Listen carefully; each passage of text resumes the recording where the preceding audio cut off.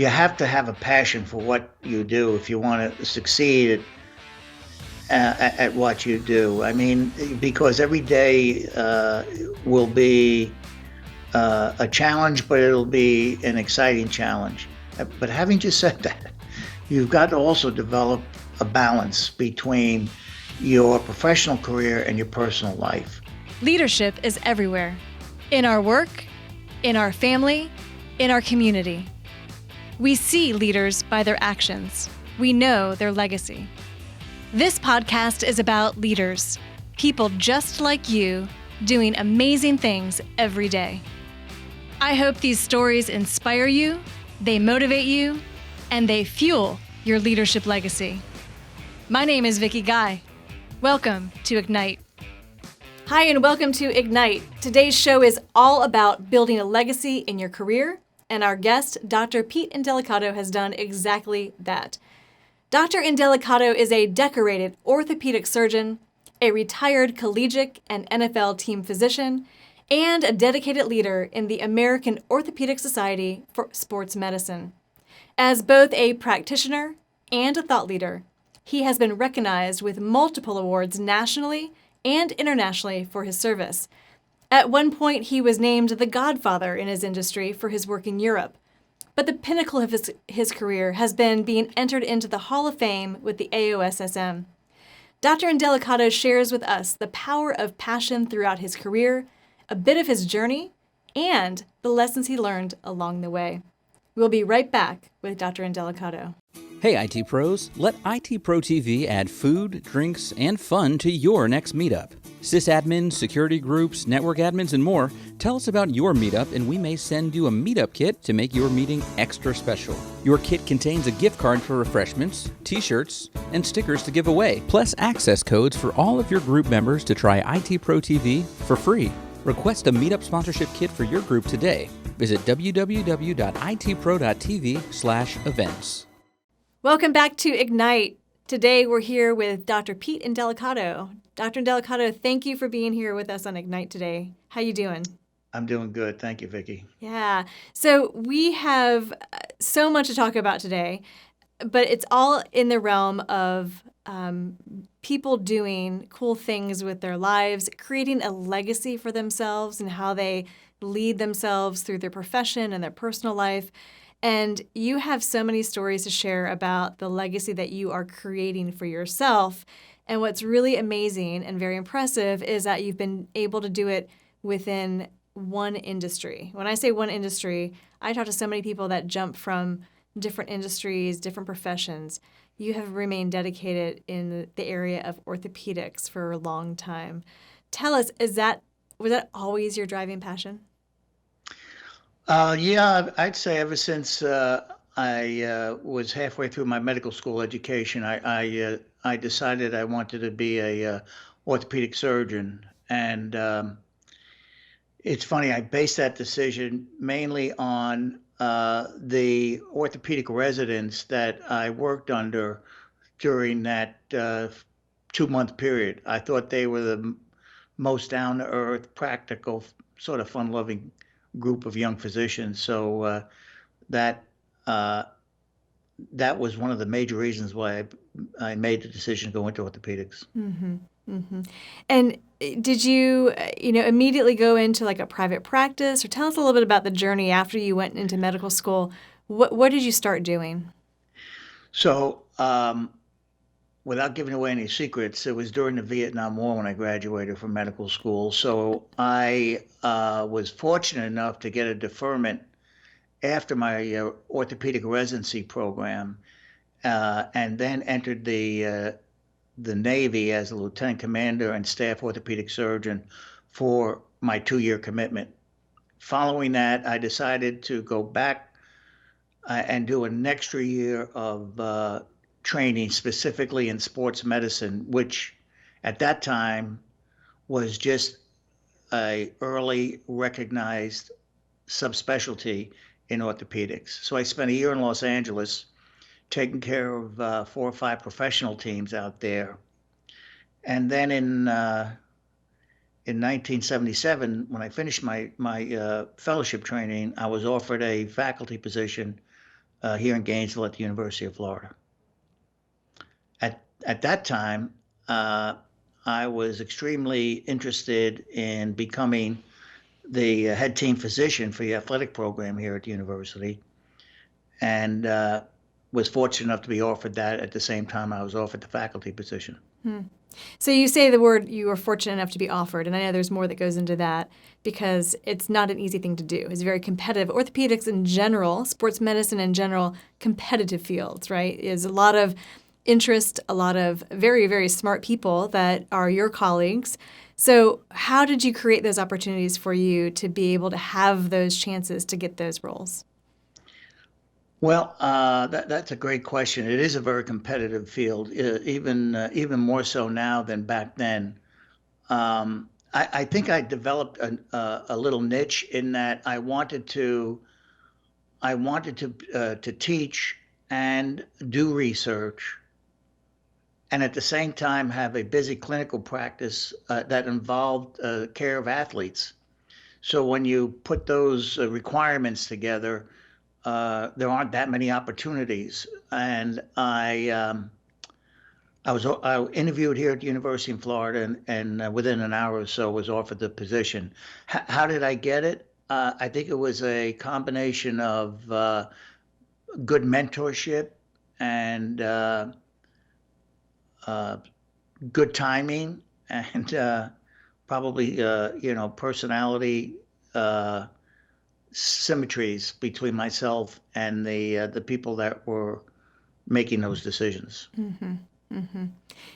Certainly, there's a lot of things that have to align for us to be able to create those opportunities. And I think sometimes people don't give themselves enough credit for forging the path. And you have forged the path ahead in a lot of different areas. So as you started with the University of Florida in the sports medicine world, how did you continue to carve the path for yourself to create kind of a lifelong legacy in terms of in sports medicine? I think it was multiple reasons. One was I had a very identifiable passion for my work, and I felt that it was important for me to establish a program here at the university that would become nationally, if not internationally, recognized. So I surrounded myself with people that were interested in supporting me to reach that goal. I shared with those people early on what my vision was. That being, again, to make Florida a significant contributor to the early field of sports medicine. So I had I sought out good researchers that would help me develop that.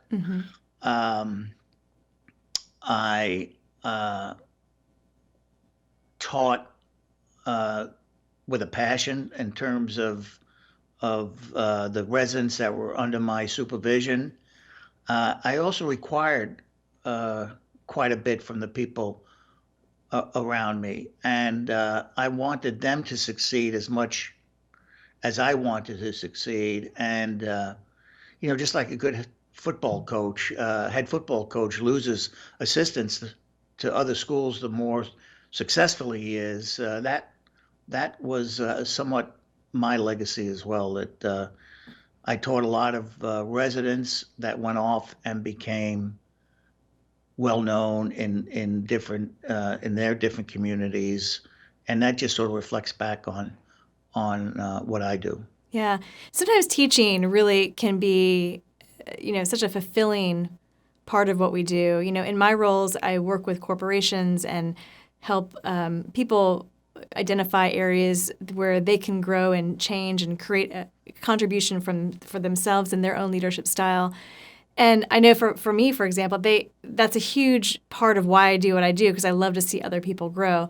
And it sounds like in your situation, especially in the early days, putting that team around you and surrounding yourself with people that wanted to grow and then being able to help them and see them grow probably kept you motivated over time and continue to fuel that fire for you. Is that pretty accurate?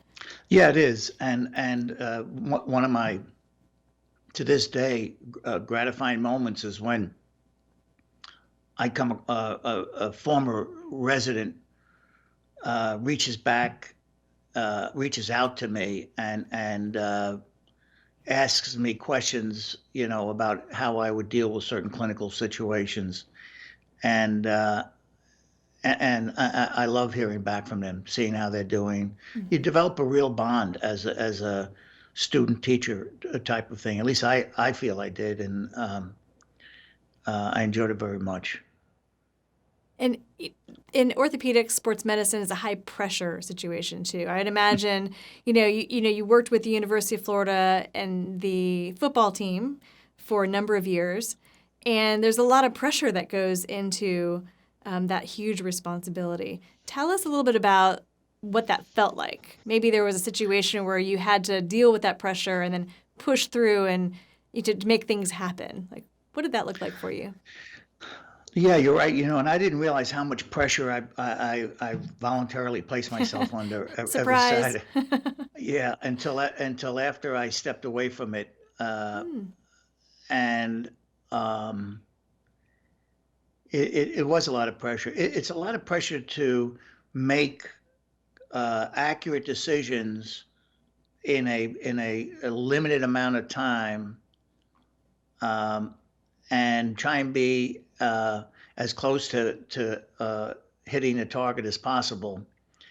Keeping in mind that you've got the ultimate responsibility as a team physician is the early and long-term health care of the student athlete, the football player. So what may be good for the team may not be good for the particular athlete, and those paths don't always parallel each other. So sometimes you feel pressure from either the athlete, the parent, coach, those type of people that want somebody to be available to play when in fact it's probably not a good idea. Yep. And I can imagine all three of those sources. So the athlete, they want to play, right? They don't want to be injured.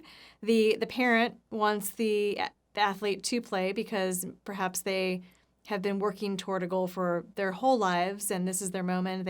But they're also probably worried about their child, so they are also maybe a bit more cautious.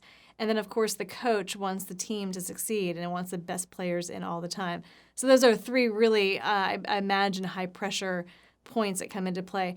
But you, going back to kind of the journey, you started at the University of Florida, and I think you moved around a little bit after that, right? You left and came back, or how did that transition happen for you? No, I've always stayed in Gainesville. There was a 8 or 9 year period of time that, in addition to my responsibilities here in Gainesville, I was invited to be an associate team physician for the Miami Dolphins, which required a lot of travel back and forth. But I never actually left Gainesville through my entire career. Like I said, it was a lot of travel because I would go to a University of Florida football game on Saturday and then try and catch up wherever Miami was playing on Sunday. So that could have been anywhere. You would have had to travel. Yeah. So were you you were the team physician for the Dolphins on Sunday? On Sunday. Yeah. Yes. So you had a college team that you were responsible for as well as a professional football team. So all of those coaches and players, And agents. And agents. Oh, then we add another element to that, right? The agents who they don't get yeah. paid if the athlete doesn't get paid, right? So there's a little bit of pressure added there. That's a lot to deal with. And I'm wondering, just from your own standpoint, how you kept yourself energized, fueled. Together? Well, together, yeah. Well, energized was no problem because I loved it. Okay. Together was, I just as I said, and this is what I teach the res, I just keep your head down and do what's right. It's not always the most popular decision, but it's the correct decision. And if you got to look yourself in the mirror and shave every morning, you got to just make sure that you can do that and you make the right decision. And at the end of the day, I mean, who can argue with that? If you're doing what's best for the athlete who places himself under your care, um, everything else is secondary. Yeah, and just for people that are listening to our podcast here on Ignite, we're talking with Dr. Pete Indelicato, who is an emeritus professor at the University of Florida and has had a long, extensive career in sports medicine, both at the University of Florida and also some time with the Miami Dolphins. So, Dr. Indelicato, the time that you spent at both, you said was it like 8 years that you did kind of both? Yes.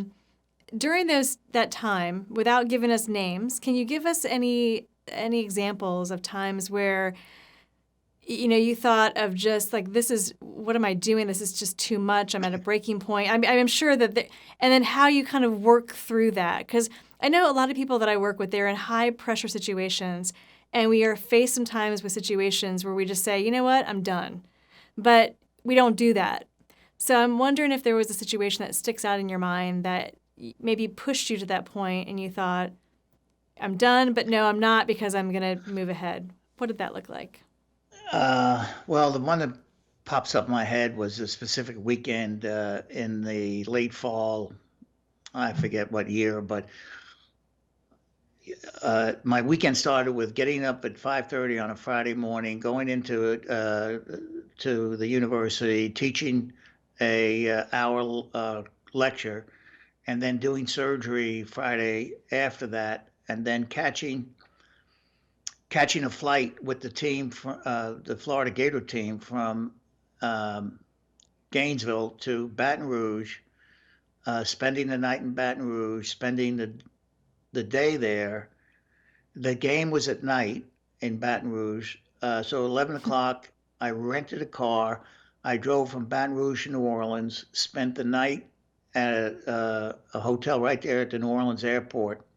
The next morning, got up at like 6 in the morning and catch a flight to Buffalo to catch up with the Miami team, and it was a blinding snowstorm Oh my goodness. in Buffalo. I mean, the snow was going horizontally, and it was a 4 o'clock kickoff. So when the game was over, it was easier for me to spend the night in Buffalo and then get up early and fly back to Gainesville than to go back to Miami with the team and then try and get back on Monday morning. So I got up. It was still dark and cold on a Monday morning. The taxi driver asked me how my weekend went, and I actually explained it to him. And as I heard myself explain it to him, without me saying anything, he stopped and turned around and looked at me. He says, "What, are you crazy?" He said, "You gotta be crazy." I said, "You're right." And it was fun, but you pay a price. You pay a price when you don't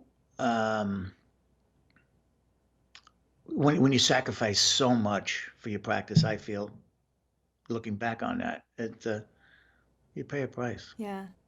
You pay a price that has obviously taught you a lot of things since that moment.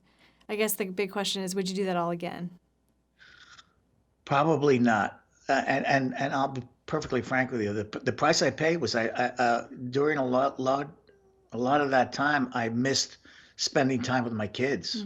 So, I mean, I would go away for a weekend. My kids didn't even know I was gone because that's how often I'd go away. So, if I had to do it over again, I probably would say no a few more times than I did. And spend a little more time with my family. Yeah.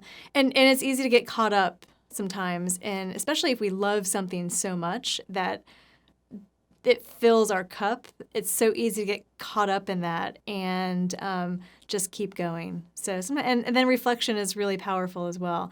I have a feeling that now in the role that you play with the society that you're a part of, some of those lessons really come into play in how you lead others in the area of sports medicine orthopedics. Can you tell us a little bit about the association and the role that you play with them? Yeah, the society that we're talking about is the AOSSM, the American Orthopedic Society of Sports Yeah, Medicine, I which couldn't is remember what it stood for, so I just said the society and let you talk about it. that is the world leader in sports medicine, education, fellowship, and research uh, throughout the world. And I was fortunate enough to be nominated to be president of that society back in about 10 years ago. And in that role, you have to develop a different, at least I had to develop a different skill. And that was a skill that where you sat at the head of a table with a board of directors sitting around there and allowed them to uh, verbalize whatever their thoughts were on a given topic, and then collate all those thoughts and make suggestions or lead the discourse to go and reach a solution or a conclusion that is um, worth uh, implementing and moving the society forward. So I guess what I'm saying is I learned a leadership role in serving in that capacity. Mm-hmm. And I imagine that in that role, although it was a new role for you, you had been a leader in a lot of different spaces and leading teams and parents and even coaches at times. But I imagine probably more so than any of those experiences. And I'm not leaving out your patients by any means. I mean, that certainly you've done a number of surgery on patients where you had to lead them through what to expect and the recovery, et cetera. All of those situations you bring with you to that role with the association. But more importantly, I think sometimes we bring those experiences that teach us something. And what you had talked about before was how you might have done things a little bit different in terms of the balance. So how do you bring that to the table in terms of what the association teaches or preaches or presents to the younger generation in terms of those coming into the industry? Well, it's interesting because the society views itself as a facilitator in developing leaders in the field of sports medicine, and they encourage to be active in the membership, to join various committees.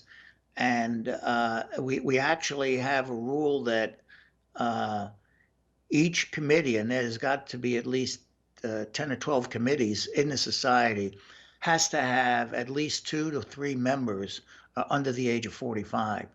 So we want to encourage younger members to embrace the society the way some of us did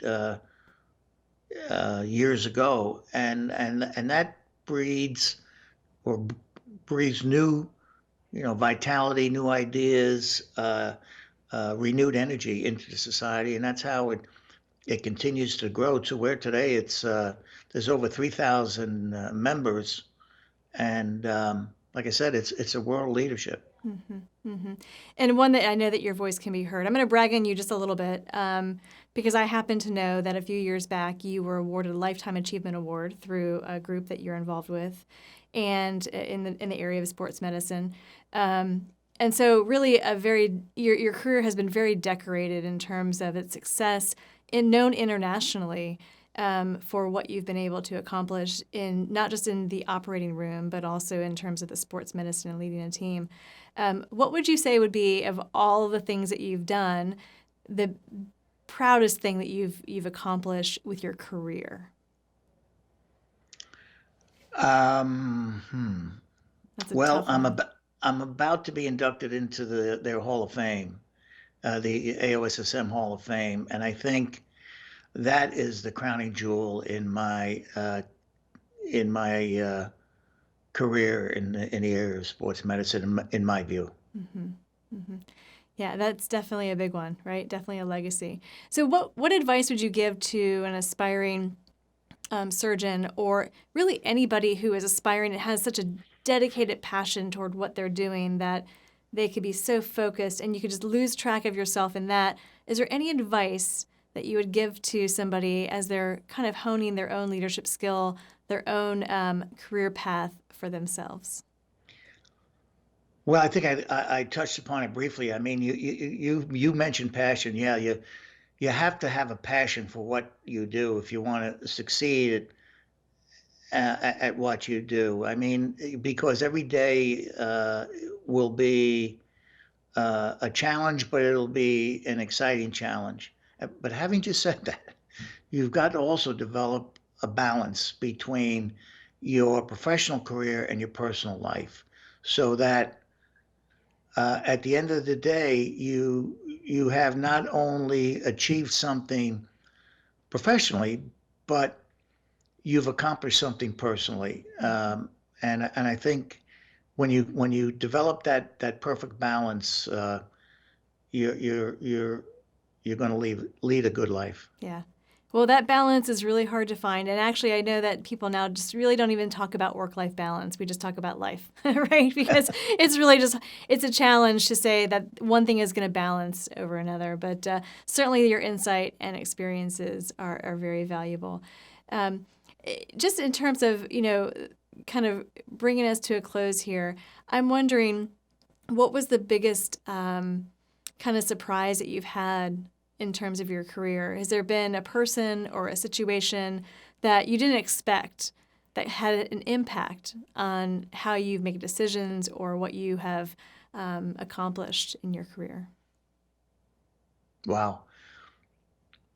Well, I'm not sure I can. There's so many different ways to answer that question. The biggest surprise I had in my career was when I was selected to that leadership uh, award that the society gave me, because they kept it a perfect secret from me and announced it at the annual meeting in front of 3,000 people. And uh, I I was just sitting there in the back of the back of the room, and the person who presented me started off by showing pictures of me as a baby, and he sort of chronologically went through my life. And uh, after about the third picture, I said, "Hey, that's me," and I was so excited, but there was nobody around me, and it was a surprise. So I think that was professionally, that was the biggest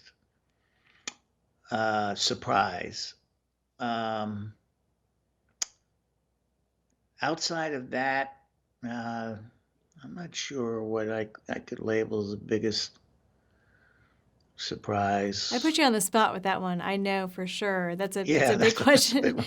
Well, there's sometimes things come out of nowhere that take us on a different turn. And I know that those situations probably have happened. You may not even realize they happen sometimes, but we all have them.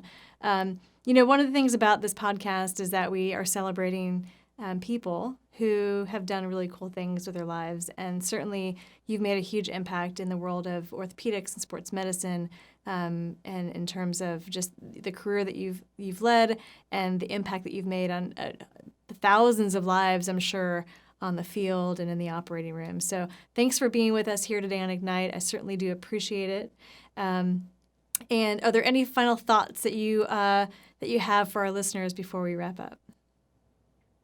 No, just I want to thank you, Vicky, for inviting me. I enjoyed the interaction and the exchange. So thank you for giving me an opportunity to express myself like this. Dr. Indelicato, thank you for being here. After we take a short break, we'll be back with some final thoughts.